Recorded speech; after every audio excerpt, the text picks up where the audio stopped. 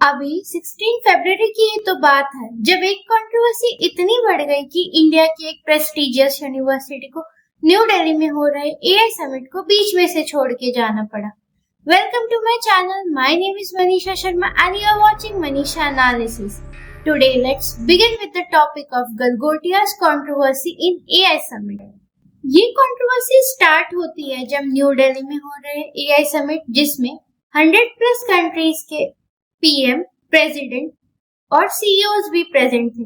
ठीक उसी time Galgotia university की एक फैकल्टी मेंबर नेहा सिंह ने एक रोबोडॉग को डिस्प्ले करा। साथ ही साथ उन्होंने बताया this robodog name Orion has been developed in the Center of Excellence of Galgotia University. And you need to meet Orion, and this has been developed by the Center of Excellence at the Galgotias University. Plus, its end-to-end engineering and application has been developed in the lab. उन्होंने on camera ये भी claim करा कि Galgotia university India की first university है जिसने AI पर 350 crore invest किए, जो देश की एआई फ्यूचर प्लानिंग में बहुत बड़ा योगदान देगा।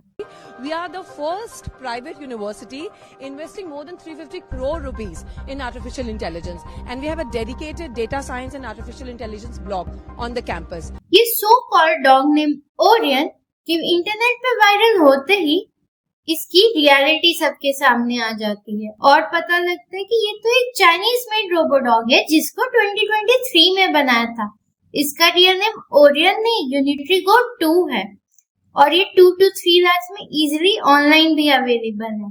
इस क्लेम ने एक बड़ा कंट्रोवर्सी का रूप ले लिया और कंट्रोवर्सी इतनी बढ़ गई कि गलगोटिया यूनिवर्सिटी को बीच में ही अपने पूरे स्टॉल को वेकेट करके एआई समिट को छोड़ के जाना पड़ा। और अपने डिफेंस में नेहा सिंह ने ये क्लेम करे कि हमने नहीं बोला कि हमने इसे बनाया, हम बस इसको अपने क्लासरूम में लेकर आए हैं जिससे बच्चे इंटरेक्ट करें और इस पर रिसर्च करें। हमने कभी क्लेम ही नहीं किया कि हमारा है, इंडियन है, गलगोटियन है, हमने नहीं कहा सर। उसकी ब्रांडिंग अभी भी उस पे है।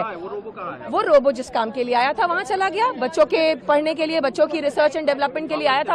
अब ये कंट्रोवर्सी एक बहुत बड़ा पॉलिटिकल मुद्दा भी बन गया। कांग्रेस पार्टी बीजेपी पार्टी को हिट करके कमेंट करती है कि एआई समिट में इंडिया के टैलेंट को शो करने की बजाय आपने इंडिया का तमाशा बनाकर रख दिया। साथ ही साथ चाइना गवर्नमेंट इंडियन गवर्नमेंट को टारगेट करके बोलती है कि इंडिया चाइना के प्रोडक्ट को अपना बताकर बेचता है।